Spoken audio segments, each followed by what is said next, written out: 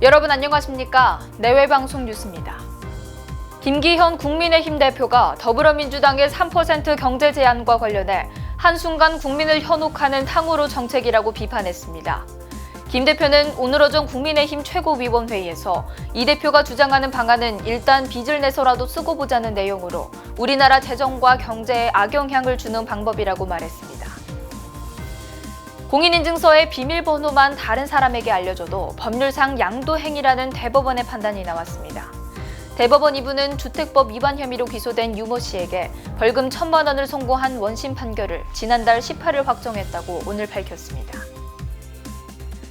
올해 들어 외국인의 공매도 거래액이 100조 원을 넘어선 것으로 집계됐습니다. 오늘 한국거래소에 따르면 올해 1월 2일부터 이달 2일까지 외국인의 공매도 누적 거래액은 107조 6,300억 원으로 외국인이 차지하는 비중은 67.9%로 나타났습니다.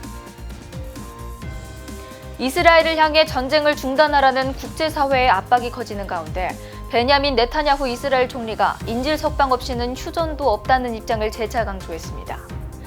현지 시간 5일 로이터 통신에 따르면 네타냐후 총리는 인질들의 귀환 없이는 휴전도 있을 수 없다며 이것은 사전에서 완전히 삭제돼야 한다고 밝혔습니다.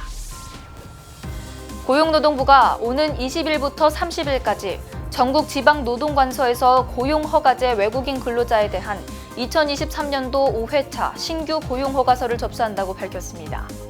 오늘 고용부에 따르면 발급 규모는 제조업 5,000명, 조선업 400명, 농축산업 3,000명, 어업 1,000명, 건설업 1,000명, 서비스업 2,500명 등 모두 12,900명입니다. 김기현 국민의힘 대표가 이재명 더불어민주당 대표의 3% 경제 제한과 관련해 한순간 국민을 현혹하는 탕후루 정책이라고 비판했습니다. 김 대표는 오늘 오전 국민의힘 최고위원회의에서 이 대표가 주장하는 방안은 일단 빚을 내서라도 쓰고 보자는 내용으로 우리나라 재정과 경제에 악영향을 주는 방법이라고 말했습니다. 그러면서 한순간 달콤하지만 결국 건강을 해치는 탕후루 정책으로 국민을 현혹하는 건 우리가 경계해야 할 나쁜 정치의 모습이라고 비판했습니다. 아울러 구체적 재원에 대한 고민은 전무하고 경제를 병들게 만드는 선심성 정책만 한 보따리 풀어놨다면서 이것은 따뜻한 아이스크림이 있다고 국민을 호도하는 것이라고 지적했습니다.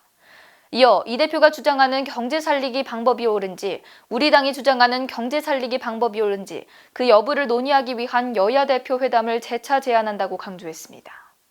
공인인증서의 비밀번호만 다른 사람에게 알려줘도 법률상 양도행위라는 대법원의 판단이 나왔습니다.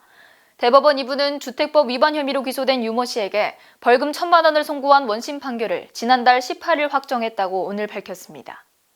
재판부에 따르면 브로커에게 공인인증서의 비밀번호를 알려줬다고 진술한 점을 지적하며 이로써 공인인증서를 양도했다고 볼 것이라고 밝혔습니다.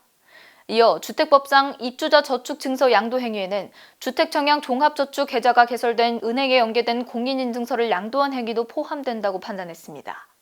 아울러 심경 변화를 일으켜 다시 반환받거나 분양계약에 이르지 않았다고 하더라도 양형상 참작할 사유에 불과할 뿐 이미 성립한 범죄에는 영향이 없다며 범행 미수가 아닌 기수라고 평가했습니다.